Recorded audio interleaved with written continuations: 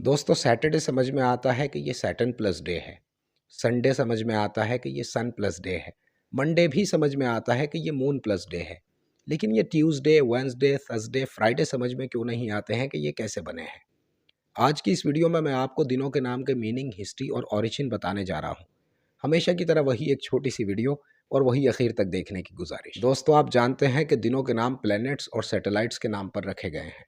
और आप ये भी जानते हैं कि इन प्लैनेट्स और सैटेलाइट्स के नाम माइथोलॉजिकल गॉड्स एंड गॉडेसेस के नाम पर रखे गए हैं। अब इंग्लिश में प्रॉब्लम यह है कि प्लैनेट्स और सैटेलाइट्स के नाम रोमन देवी देवताओं पर हैं, जबकि दिनों के नाम जर्मैनिक देवी देवताओं पर।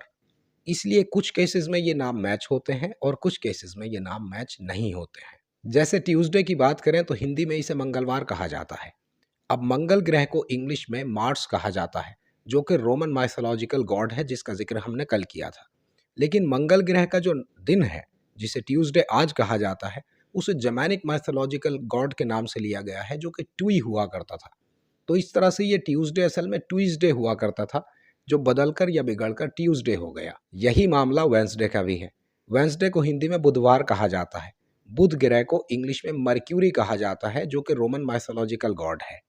लेकिन बुध ग्रह के जो दिन का नाम रखा गया है वो जर्मैनिक माइथोलॉजिकल गॉड से रखा गया है, जो कि ऑडिन या वॉडिन हुआ करता था। तो कुल मिला के ये वेंसडे वॉर्डिन्स डे या ओडिन्स डे हुआ करता था।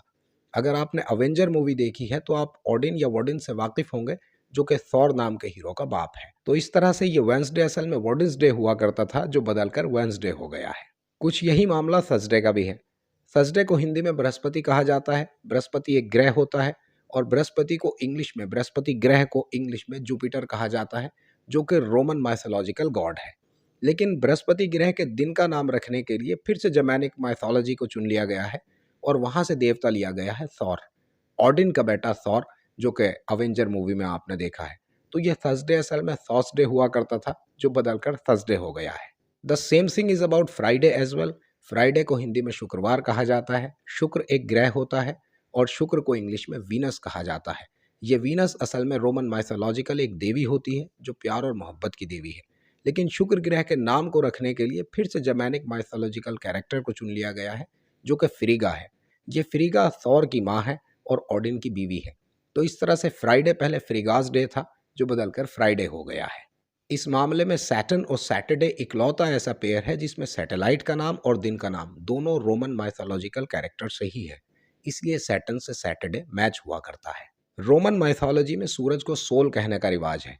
इसीलिए सूरज से रिलेटेड किसी भी चीज को आप सोलर कहा करते हैं, जैसे सोलर एक्लिप्स हो गया, सोलर एनर्जी हो गया, वगैरह वगैरह। रोमन माइथोलॉजी में चांद को लून कहने का रिवाज है, जबकि जर्मैनिक माइथोलॉजी में चांद को मून कहा जाता है। इसीलिए चांद से रिलेटेड किसी भी चीज को आपने लूनर सुना होगा, जैसे लूनर एक्लिप्स। तो इस तरह से आप कह सकते हैं कि ज्यादातर दिनों के नाम जर्मैनिक माइथोलॉजी से ले लिए गए हैं। दूसरी तरफ ज्यादातर प्लैनेट्स और सैटेलाइट्स के नाम रोमन माइथोलॉजी से ले लिए गए हैं। इसलिए ये दोनों एक दूसरे से मैच नहीं होते हैं।